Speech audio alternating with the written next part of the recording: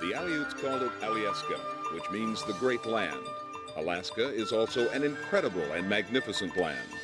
Stretching across some 586,400 square miles of untamed wilderness, Alaska is 2.5 times the size of Texas, or roughly 1/5 the size of the entire lower 48 states.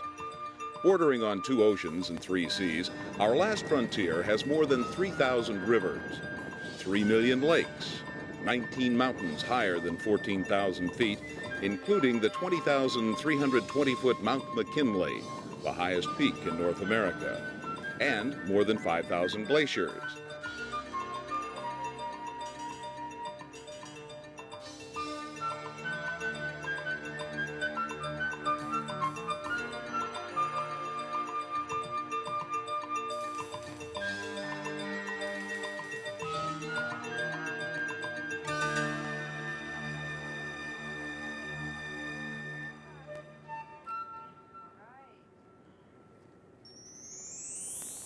Alaska is so big that it can easily be divided into 4 major vacation lands. The interior and far north is a region of mountains and barren tundra that extends north from the Yukon River across the Brooks Range to the Arctic Ocean. This is the land of the midnight sun and the ancestral home of the Arctic Eskimo. The southwest encompasses the Alaska Peninsula, Bristol Bay, and the nearly inaccessible fog-bound Aleutian Islands. South-central Alaska, which borders on the Gulf of Alaska, embraces the wildlife-rich fjords of Prince William Sound and the Kenai Peninsula, and provides a safe harbor for Anchorage, Alaska's largest city, and a principal tourist port of call. Finally, there's the southeast, Alaska's Panhandle, a 600-mile-long ribbon of forested islands, steep-walled fjords, picture postcard fishing villages, and the spectacular beauty of Glacier Bay and misty fjords. Here in the shadow of the coastal mountains that border Canada lie Skagway, Haines, and Juneau, Alaska's capital. These cities are protected from the whims of the Pacific Ocean by 1,000 mostly uninhabited islands that form the Alexander Archipelago. The islands also protect the fabled Inside Passage, a highway of ocean between Skagway and Prince Rupert, British Columbia. During the gold rush of 1898, the Inside Passage was a major highway for thousands of fortune seekers heading north to the Klondike River. Today, it is still the only highway in the Alaskan Panhandle. And the Alaska Marine Highway, which connects most of the coastal communities, is just about the only way to explore this region. In fact, just getting to Alaska can be an adventure. You can fly directly to many Alaskan cities and simply rent a car, or book passage aboard a northbound car ferry out of Prince Rupert and bring your own auto with you. Or, if you have the time, you can drive to Alaska via the Alaska Highway. The 1,486-mile-long highway originates in Dawson Creek, British Columbia, then travels northwest across the Yukon Territory to end in Fairbanks, Alaska. The drive from Dawson Creek to Fairbanks is a good 4-day journey.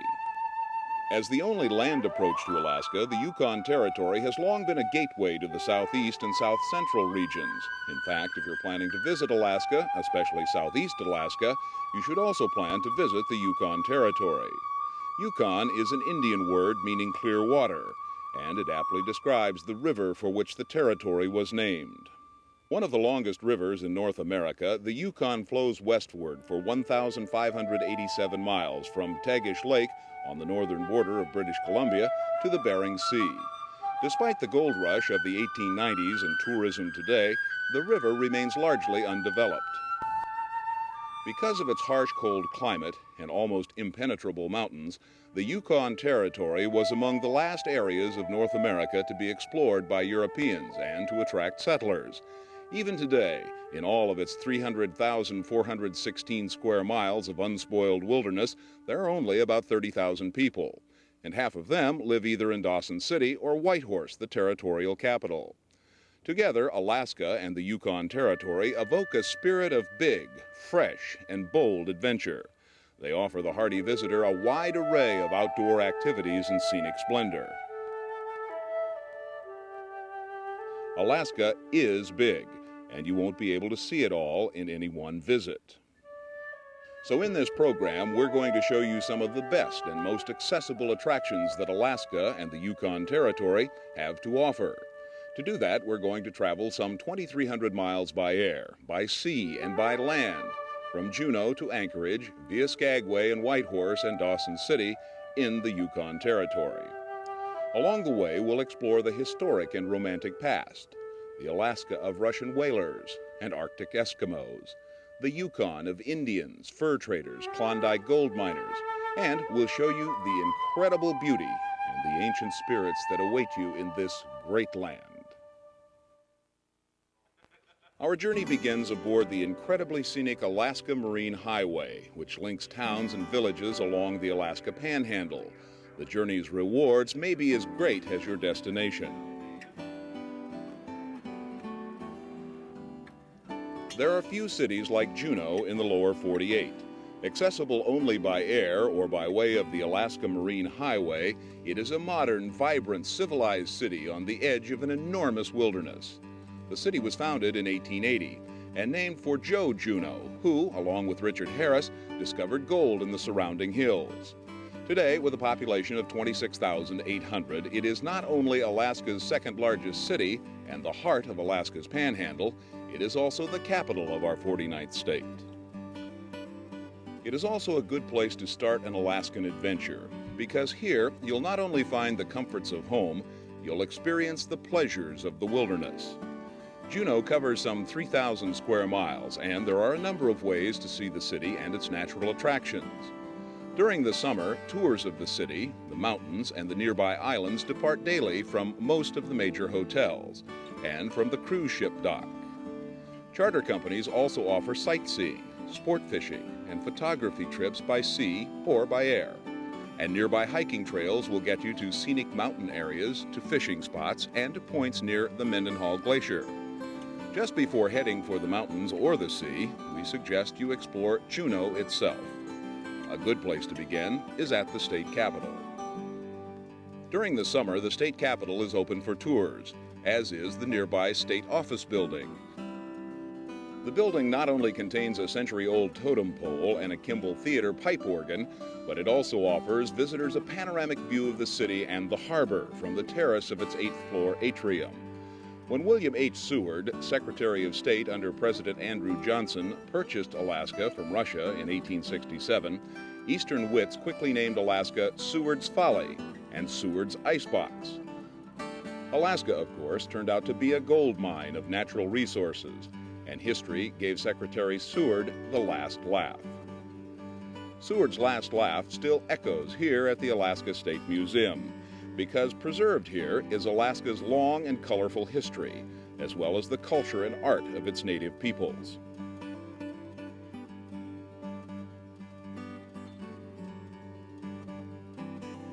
Also of historic interest is St. Nicholas Russian Orthodox Church, which dates from 1894. In Alaska, gold can be found just about anywhere, in a rocky river, in veins running through the cold earth, or even here in Juneau's Gastineau Salmon Hatchery. Salmon fishing is not only a big sport in Alaska, it is a major state industry. To ensure that there are enough chum, pink, coho, and king salmon for sport and business, the state hatchery produces some 160 million salmon eggs each year. A tour of the hatchery will not only acquaint you with the life of a salmon, but also introduce you to more than 100 other species of sea life from southeast Alaska.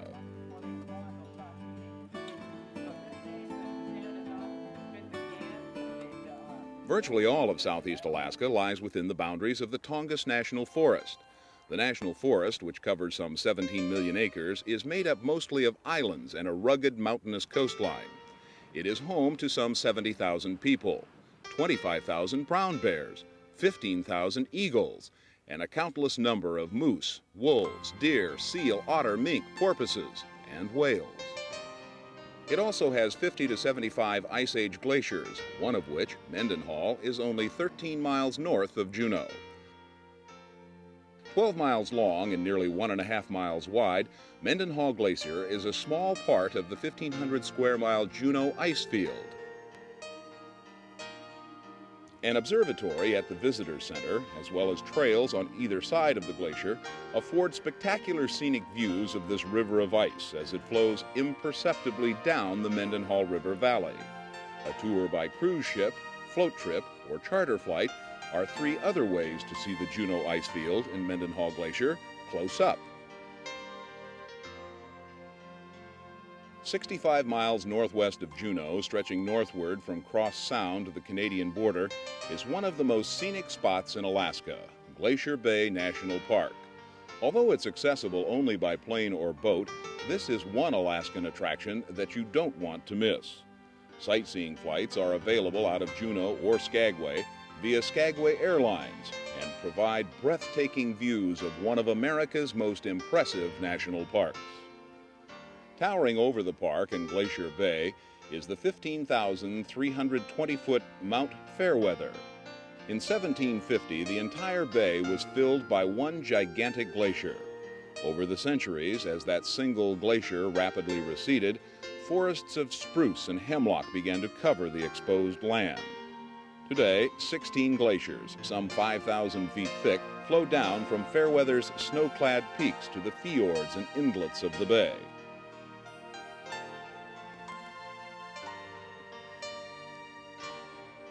"60 miles long and 2.5 miles to 10 miles wide, the bay is filled with icebergs and home to harbor seals and the occasional humpback whale.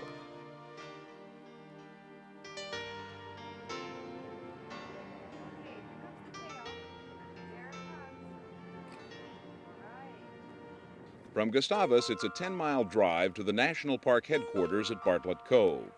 Although it's expensive, with advance reservations, you can take the 9.5-hour guided boat tour of the bay, then stay the night at Glacier Bay Lodge or at the park campground at Bartlett Cove. When Alaskans run out of road, they take to the air or to the sea. In the Alaskan Panhandle, travel by ferry is a way of life. It's also the only way to experience the beauty of the Inside Passage and to reach island towns like Sitka, Petersburg, Wrangell, and Ketchikan. Traveling the Inside Passage is so popular in the summer that you'll need to make your travel plans and reservations far in advance. Just south of Juneau is Admiralty Island National Monument. The island is accessible only by float plane or via the Alaska State Ferry. Angoon, a Tlingit Indian village on the west side of the island, is the island's only town. Since most of Admiralty Island is a wilderness area, it has an abundance of wildlife. The island shelters the largest brown bear population in southeast Alaska and the highest known concentration of bald eagles in North America nest along its coast.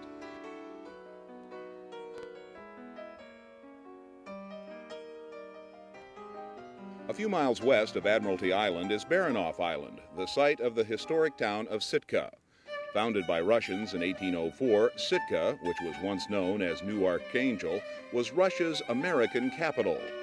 Castle Hill, the original site of the Russian settlement, and the Russian Bishop's House and St. Michael's Cathedral are all reminders of Sitka's Russian past.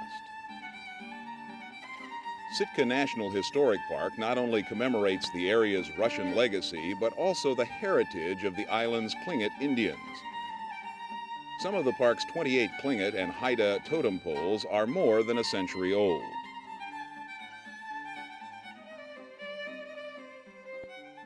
On Mitkoff Island, at the head of the picturesque Wrangell Narrows, is Petersburg. The town was founded in 1897 by a Norwegian, Peter Bushman. Bushman started both the lumber and fishing industries, which to this day dominate the island's economy.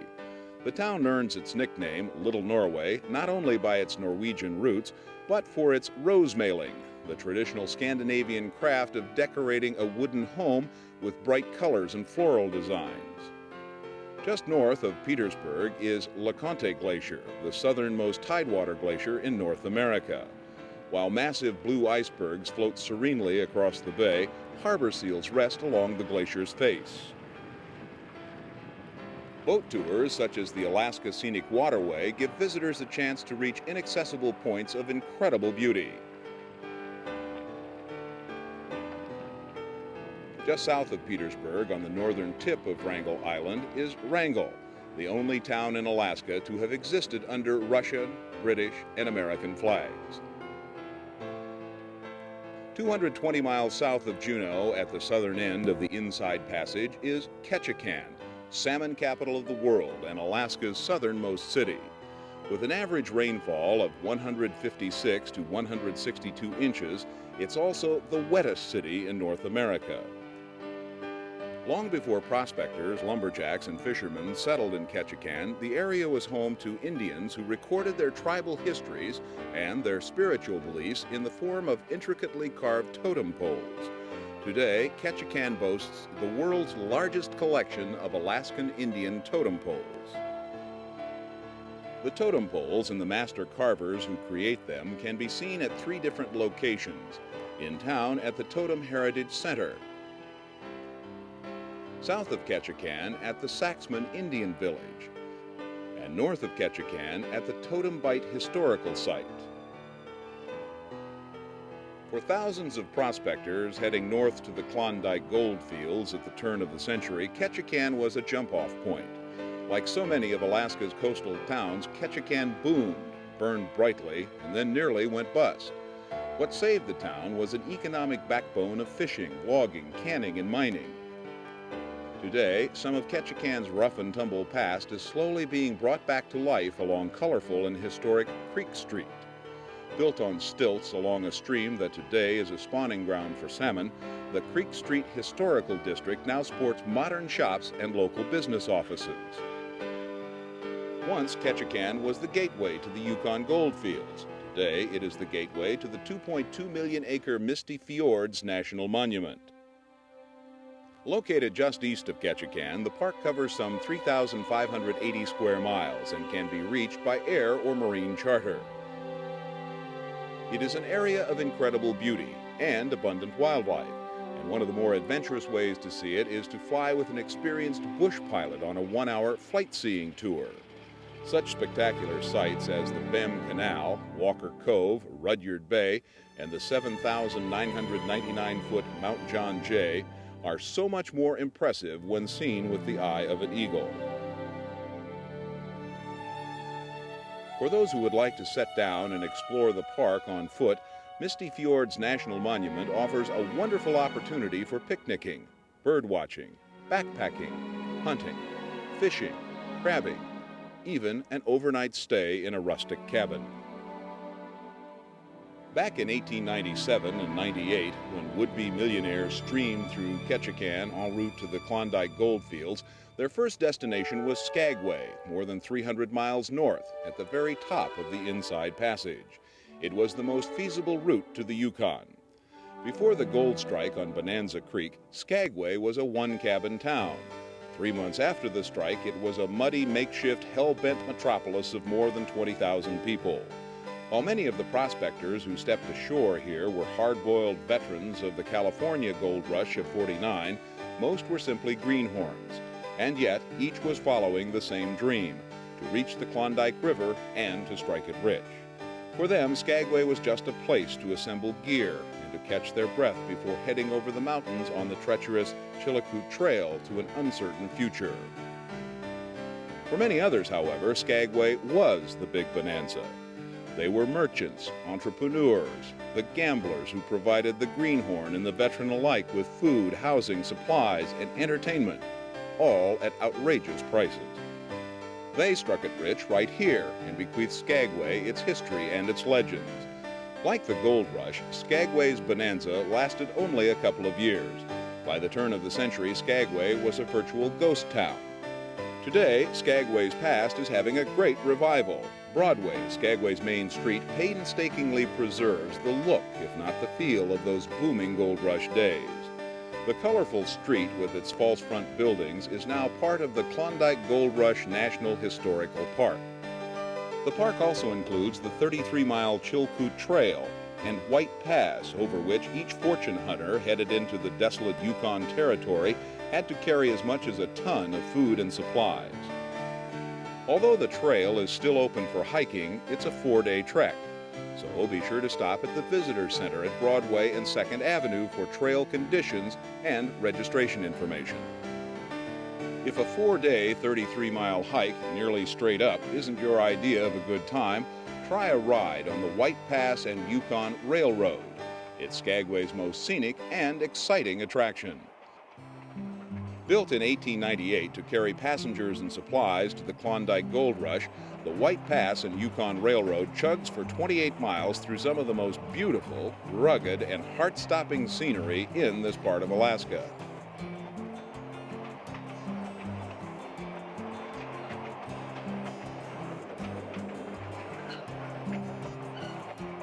During the 3-hour round trip to White Pass and back, a tour guide recounts the story of the Klondike Gold Rush and the building of the railroad, and points out many scenic wonders. When you return to Skagway, there will still be plenty of time to explore and experience the city's colorful past. In an old courtroom on the 2nd floor of City Hall is the Trail of 98 Museum. This small but charming museum has an outstanding collection of photos, documents, and relics from the gold rush of 1898, as well as native artifacts like this Tlingit war canoe. Out at the Gold Rush Cemetery, the famous and infamous from Skagway's past lie buried side by side. Among the cemetery's guests are Soapy Smith, a notorious outlaw, and Frank Reed, a Skagway citizen and unlucky hero who managed to kill each other in a blaze of gunfire. A short walk from the cemetery is Reed's Falls. Finally, you should also plan to visit Eagles Hall. It's a 300-seat theater where they've been celebrating Skagway's history and performing the musical revue Skagway in the Days of '98 with Soapy Smith for more than 65 years. The show is a rollicking echo from Skagway's past and great fun for the whole family.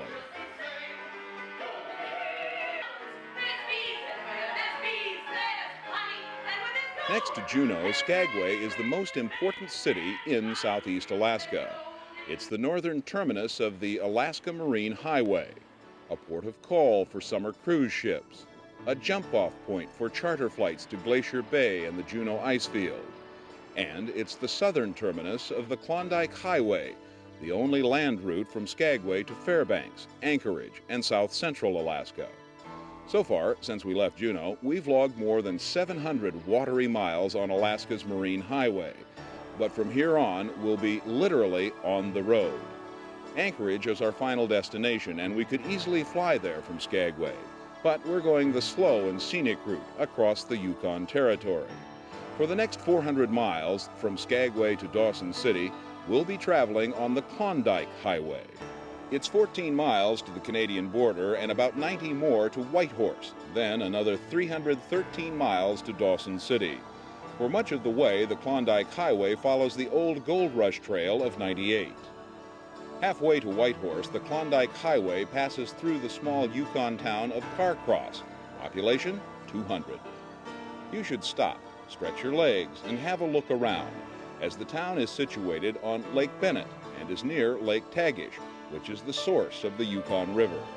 During the winter of 1897-98, the town was known as Caribou Crossing. Fortune seekers who managed to survive the Chilkoot Trail and White Pass and reach this town were still more than 500 miles from the Klondike goldfields. From here, they had to go by water, and 460 miles of that dangerous journey was on the treacherous Yukon River.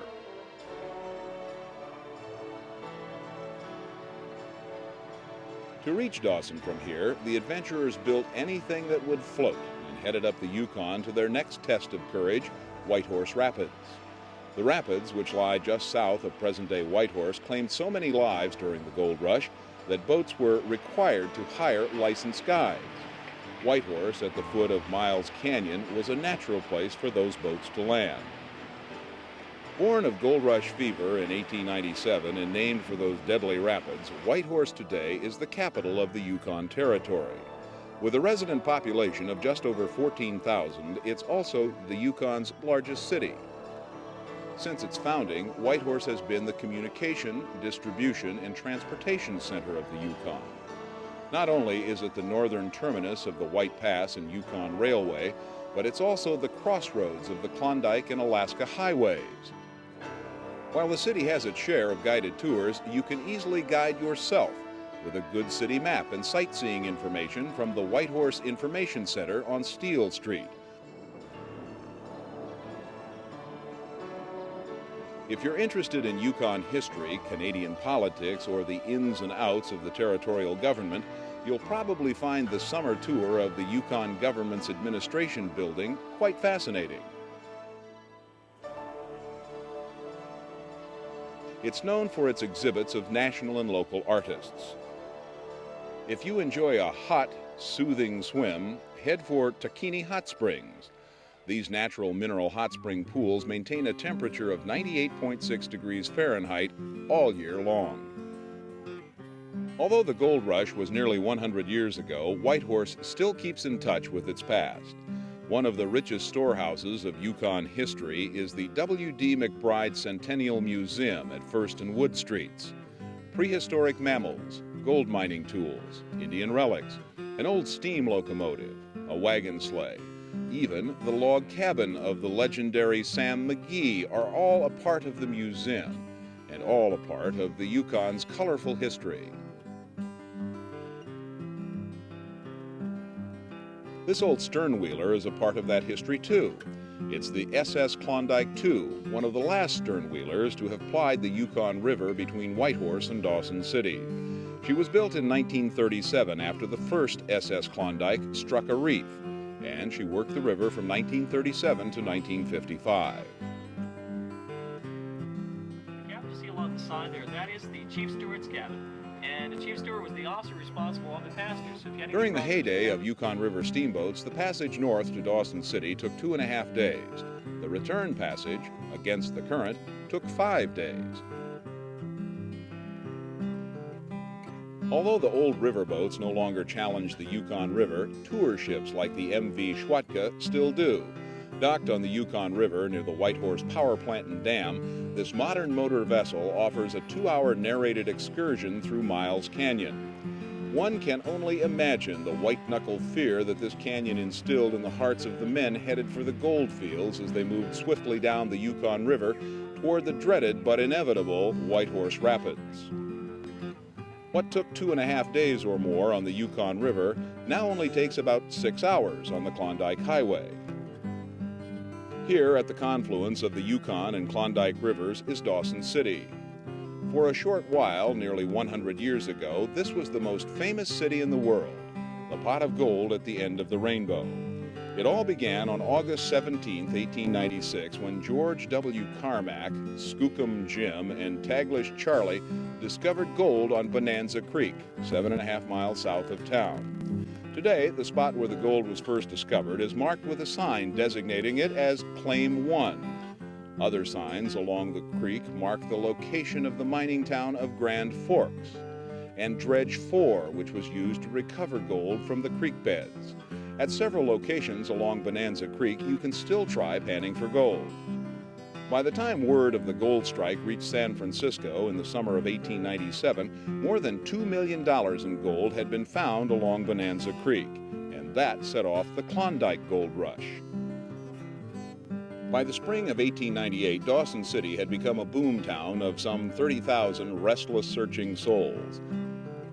Although the city was under the direct control of the Northwest Mounted Police, it was still a frontier town, a wild and woolly place, with as many men and women mining the miners as there were miners mining for gold. Thousands who had set out for Dawson City never reached it.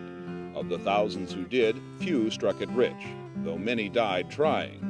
Still others found more than gold. Jack London, Rex Beach, and Robert W. Service found in Dawson City the settings, the characters, and the inspiration for many of their timeless stories and poems. For those who were here, it probably seemed like a lifetime, but the Klondike Gold Rush lasted only 5 years. By the time the ore played out in 1904, more than $100 million in gold had been found in the rivers, creeks, hills, and canyons surrounding Dawson City. The gold rush changed the city, the rivers, and the Yukon Territory forever. Today, many of Dawson's historic gold rush buildings still stand and surprisingly are still in use. Among them, the post office, which dates from 1901 and houses a visitors information center. Harrington's store, which features a free photo exhibit on Dawson's history, and the log cabin of poet Robert W. Service, the Bard of the Yukon. At the Dawson City Museum, you'll find a blacksmith shop, a general store, and a world of gold rush history and artifacts. While down the river, the SS Keno, the last Yukon riverboat to run between Dawson City and Whitehorse, sits in permanent dry dock. Nearby, the Red Feather and Monte Carlo saloons stand as mute reminders of the gold rush days and the gay 90s. If the town is ghostly silent these days, so too are the surrounding hills. Once they rang with the sounds of pickaxe and dynamite, but today they only echo with the wind. Many of Dawson's pioneers lie buried on these hills in old cemeteries that surround a height 4 miles southeast of town known as Midnight Dome. Both the cemeteries and the summit of Midnight Dome are well worth a visit. The cemeteries are full of gold rush history, while Midnight Dome affords a fine panoramic view of the city, the Yukon and Klondike rivers, and the surrounding gold fields. Though the gold rush is long dead, Dawson City isn't. Modern prospectors still mine gold in these hills, but today they have better luck with tin, copper, silver, and zinc.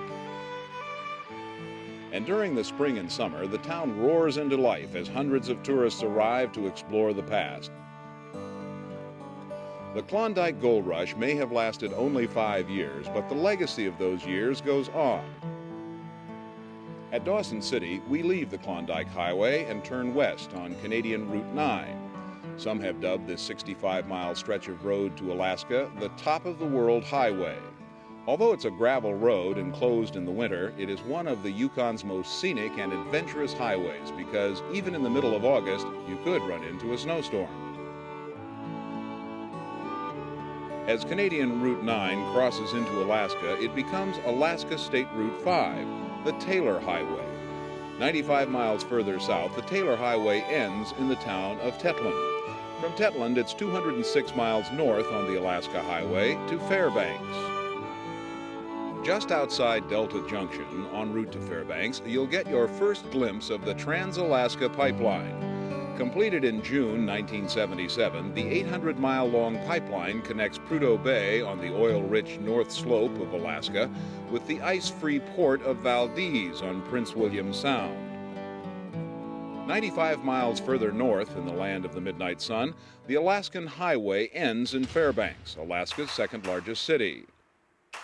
Surrounded by birch forests, Fairbanks is home to the University of Alaska and Army and Air Force bases, the northern terminus of the Alaskan Railroad, a major trade and transportation center, and the gateway to Alaska's interior and far north, Mount McKinley and the Denali National Park.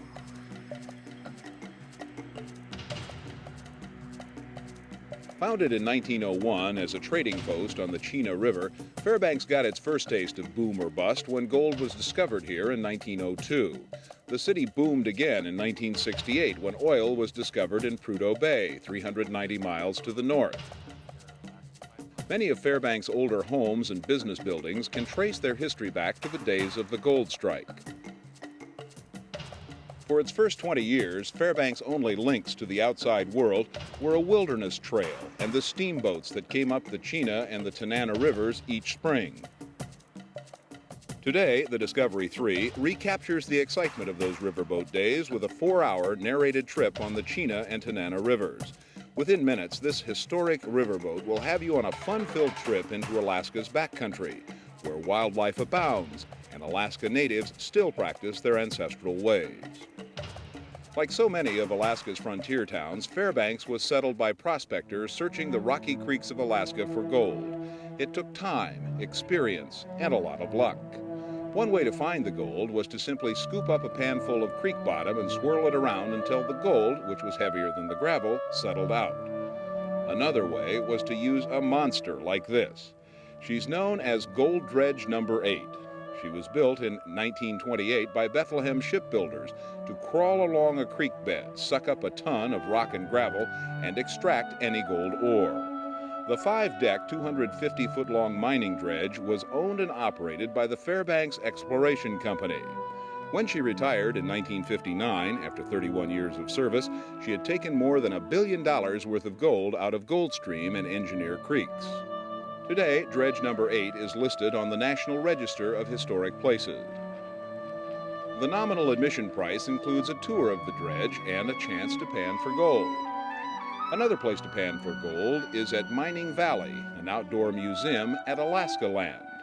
Located on the Chena River near downtown Fairbanks, this 44-acre theme park has a little bit of everything. A museum, a musical theater, art gallery, native village, and a gold rush town created out of old Fairbanks buildings saved from the wrecking ball of urban renewal. Of particular interest to history buffs is this plush railroad car used by President Warren G. Harding in 1923, and the 227-foot sternwheeler Nenana. She was built by the Alaskan Railroad in 1933 to serve on Alaska's interior rivers. Lying as it does between the Brooks Range to the north and the Alaska Range to the south, Fairbanks has easily earned its reputation as a gateway to the heart of Alaska. From here, as a traveler, one has virtually 360 degrees of Alaska choices. You can drive north to cross the Arctic Circle, or northwest to dip in the hot springs at Chena or Circle Hot Springs. You can fly to a remote Eskimo village on the Bering Sea, or over gates of the Arctic National Park. Or, as we are about to do, you can head south, down State Route 3, the scenic George Parks Highway, to the northern gates of the 6-million-acre Denali National Park and Preserve.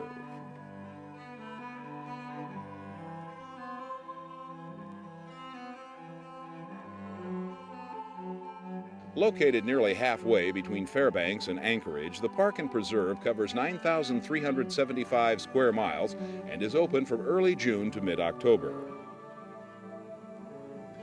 Denali is an Indian name meaning the High One and refers to the park's crown jewel, majestic Mount McKinley. Covered in a perpetual blanket of ice and snow, the mountain feeds numerous glaciers, some 30 miles long. One, Muldrow by name, lies between Mount McKinley's twin peaks and is the largest north-flowing glacier in Alaska. Although Mount McKinley is the highest mountain in the park, 3 other peaks, Fouracre, Silverthorn, and Russell, all rise above 11,000 feet. Attempts to climb to the summit of Mount McKinley began in 1903. Hudson Struck and Harry Karstens finally reached the South Peak on June 13, 1913. During the summer, the summit is often hidden by clouds.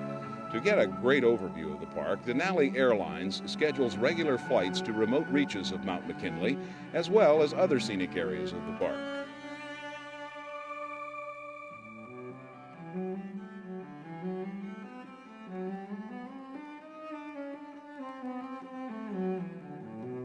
Denali Park Road, which runs west from State Route 3 for some 90 miles, also offers good views of Mount McKinley.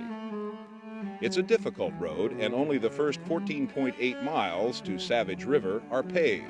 Beyond that point, transportation to park campgrounds is by shuttle bus. Because this primitive wilderness is home to the grizzly bear and the weather can change suddenly, one should be prepared and use caution while hiking, backpacking, or camping.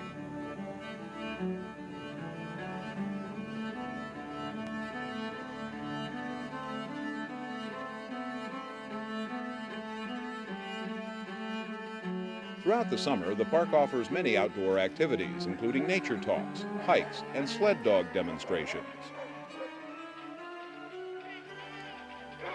If you'd like a bit more adventure, just outside the park, Owl Rafting and Denali Raft Adventures offer whitewater rafting and float trips on the Nenana River.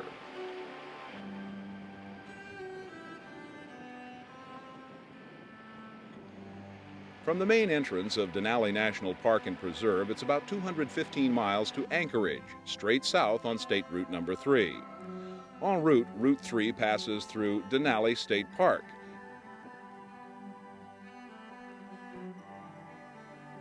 Denali State Park offers more stunning vistas of Mount McKinley and plenty of opportunities to view wildlife, while friendly Talkeetna is a staging center for Mount McKinley climbers and for trekkers and river rafters. For the Alaskans who don't live here, Anchorage, with a population of over 226,000, is the big city. Surrounded by wilderness and encompassing some 2,000 square miles, the city sits on a high bluff overlooking Cook Inlet. It takes its name from the deep-water anchorage at the mouth of Ship Creek. The single mountain visible across Cook Inlet is Mount Susitna, while to the east, behind Anchorage, rise the Chugach Mountains. By Alaskan standards, Anchorage enjoys a very moderate climate. That's because the city is protected to the north by the gentle curve of the Alaska Range, and to the south by the warm waters of the Gulf of Alaska. Like so many Alaskan towns, it was, at one time, a boom town. Only it wasn't gold that founded this city in 1914. It was the Alaska Railroad. The railroad assured the town of survival, success, and prosperity, so that today Anchorage is both the center of commerce for south-central Alaska and a hub for global transportation. As Alaska's largest city, Anchorage has much to offer in the way of hospitality, recreation, and sights to see. Any tour of Anchorage should start with the friendly faces of the folks who volunteer their time at the Log Cabin Visitor Center. You can easily walk most of downtown Anchorage and cover a variety of museums, parks, and historic buildings in about 3 or 4 hours. Some of the more interesting stops and sights include Old City Hall, which just happens to be next door to the Visitor Center, the Alaska Railroad Depot, with its wonderful old locomotive and totem pole, the Overlook at Ship Creek, the Oscar Anderson House at the north end of Elderberry Park, the Imaginarium, an experimental science museum, which is great fun and a big hit with kids of all ages, and the Anchorage Museum of History and Art, which is really 2 museums in one. While the art gallery displays Alaskan art from prehistoric times to the present, the History Gallery uses artifacts, dioramas, and documents to chronicle the doers and their deeds throughout Alaska's remarkable history.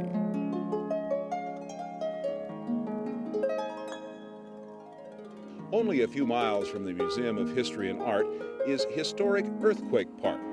The park is a vivid reminder of the awesome earthquake that devastated Anchorage on Good Friday in 1964.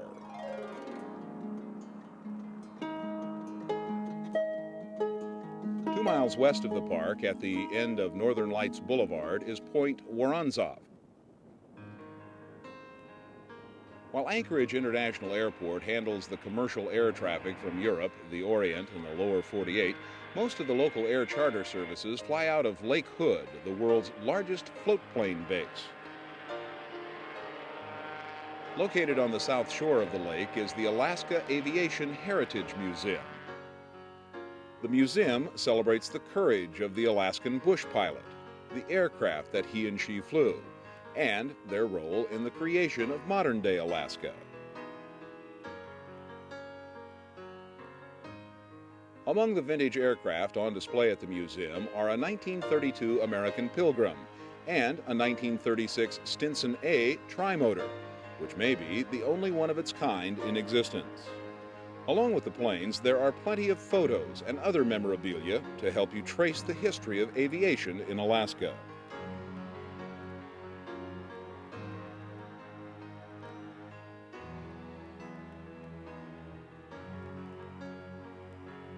If you can imagine a state park the size of Connecticut and Delaware combined, then you can imagine Alaska's Chugach State Park.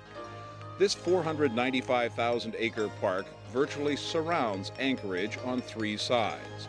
Crisscrossed with nature trails that range from 2 miles to 30, the park is a pristine wonderland of alpine scenery, wilderness lakes, rivers, coastline, and wildlife. While there are a number of entrances to the park, there are only 2 visitor centers, Eagle River, 13 miles to the north, and Potter Point Section House, 12 miles to the south. The Eagle River Visitor Center features wildlife displays and guided nature walks.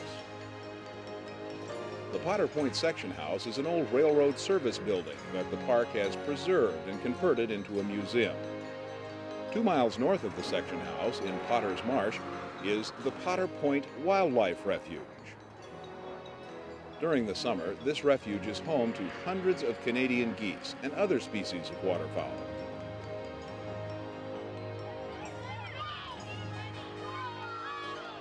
As an Alaskan crossroads, Anchorage is unsurpassed. Mountains, glaciers, whitewater rivers, ocean bays are only minutes or hours away. Tours and charters abound, and from Anchorage you can easily explore the Alaska Peninsula, Kodiak Island, or the Aleutians. Fly high above Mount McKinley, sail the frosty Bering Sea, or cruise Prince William Sound. However, if you prefer to do your adventuring by car, simply head south on the Seward Highway down the Kenai Peninsula. That's where you'll find Kenai Fjords National Park. The national park covers some 580,000 acres of coastal mountain range on the eastern side of the Kenai Peninsula. Blanketing the top of the Kenai Mountains is the Harding Ice Field. A remnant of the Ice Age, it's one of the 4 largest ice fields in the United States. The park's headquarters and visitor center are both located in the port town of Seward, 129 miles south of Anchorage at the northwest end of Resurrection Bay. Once you've obtained a park map and information about park activities, backtrack north up Seward Highway about 12 miles to Exit Glacier Road. This road will take you to Exit Glacier, the most accessible glacier flowing from the Harding Ice Field. If you've never stood in the shadow of a glacier, this will be your chance.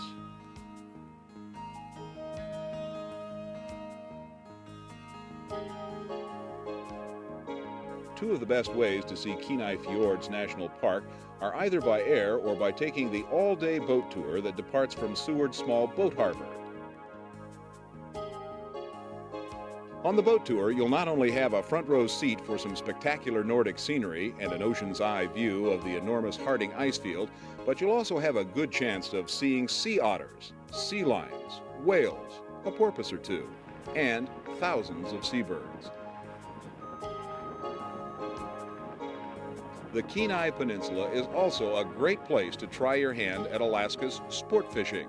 Charters and guides are readily available, and salmon, halibut, snapper, and cod abound.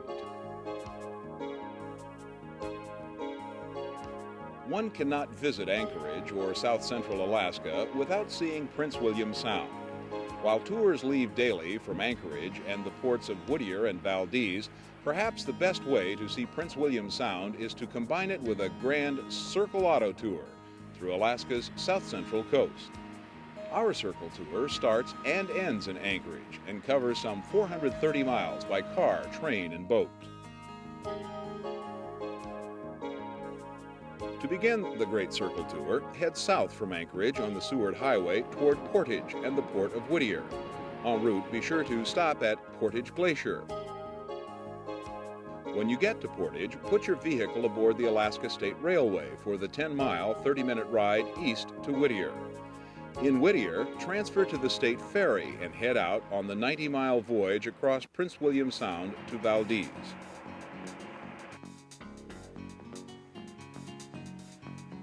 As you approach the picturesque port of Valdez, you'll get a great view of the Chugach Mountains and sprawling Columbia Glacier. You can't miss the glacier. It's 4 miles wide and over 200 feet high. The ice-free port of Valdez is the southern terminus of the Trans-Alaskan Pipeline. It's also the only coastal town on Prince William Sound that is connected to Alaska's interior highways. Before leaving Valdez, you may want to take time out to visit the Valdez Museum, or to take a 2-hour Gray Line tour of the pipeline terminal. From Valdez, there is nowhere to go but east on State Route 4, the Richardson Highway. The highway closely follows the route of the Trans-Alaska Pipeline. 20 minutes out of Valdez, you'll want to slow down and start looking for milepost 28.7. It's an excellent place to view the Worthington Glacier. If you want a closer look, a nearby road will take you right up to the glacier.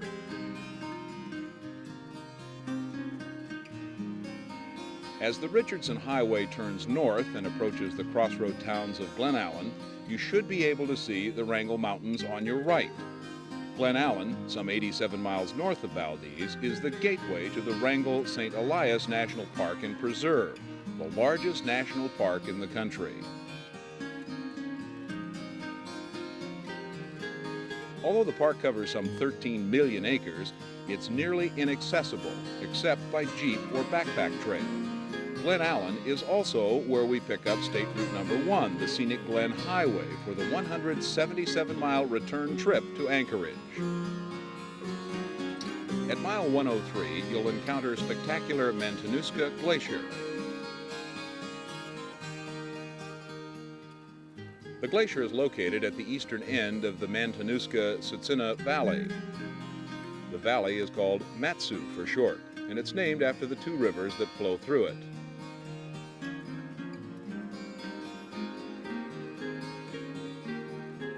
At the west end of the valley, surrounded by lush green pastures, dairy farms, and truck farms, is the town of Palmer. The town was founded in 1935 by Midwest farmers hoping to escape the ravages of the Great Depression and start a new life in Alaska. Although most failed, some succeeded. And today, Palmer and the surrounding valley are one of Alaska's major farming communities and the home of Alaska's State Fair. Like a great big shell where everybody has picked out a piece to test it to see if it tastes good, and they definitely taste good. They're excellent cabbage. From here, it's about a 1-hour drive south to Anchorage. Alaska and the Yukon Territory aren't just any vacation land. They are big, wild, and free, a crossroads of culture and a bridge to the past. But most of all, they are a land of incredible grandeur and a great adventure just waiting to happen. So, check your mucklucks, pack your bag, and head north to Alaska or the Yukon. You may not find gold, but you will certainly find riches.